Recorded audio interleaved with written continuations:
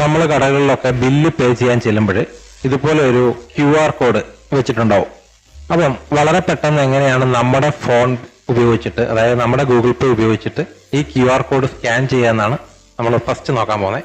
അപ്പൊ അതിനായിട്ട് നമ്മുടെ ഗൂഗിൾ പേ ഇതുപോലെ ജസ്റ്റ് ഒന്ന് പ്രസ് ചെയ്ത് പിടിച്ചാൽ മതി. അത് കഴിയുമ്പോൾ ഇതുപോലെ താഴെ സ്കാൻ QR കോഡ് എന്നൊരു ഓപ്ഷൻ കാണാൻ സാധിക്കും. സെലക്ട് ചെയ്യുക. സെലക്ട് ചെയ്ത് കഴിയുമ്പോൾ ഇതുപോലെ നമുക്ക് സ്കാൻ ചെയ്യാൻ പറ്റും. നമുക്ക് നമ്മുടെ ഫോണിൽ ഈ QR കോഡിന്റെ ആ ഒരു ഓപ്ഷൻ ഒന്നും എടുക്കണ്ട, വളരെ പെട്ടെന്ന് നേരിട്ട് നമ്മുടെ സ്കാനിങ്ങിന്റെ ക്യാമറ ഓപ്പൺ ആയിട്ട് വരും.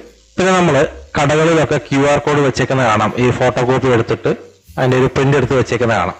അപ്പൊ എങ്ങനെയാണ് നമ്മുടെ QR കോഡ്, നമുക്ക് നമ്മുടെ ഗൂഗിൾ പേയുടെ QR കോഡ് അതുപോലെ നമുക്ക് പ്രിന്റ് എടുക്കാൻ പറ്റുക എന്നുള്ളതാണ് അടുത്തായിട്ട് നോക്കാൻ പോകുന്നത്. എല്ലാ ഗൂഗിൾ പേ ഉപയോഗിക്കുന്ന എല്ലാവർക്കും QR കോഡ് ഉണ്ട്.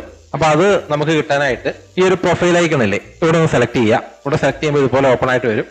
അവിടെ QR കോഡ് എന്നൊരു ഓപ്ഷൻ കാണാൻ സാധിക്കും. അത് സെലക്ട് ചെയ്യുക. അത് സെലക്ട് ചെയ്ത്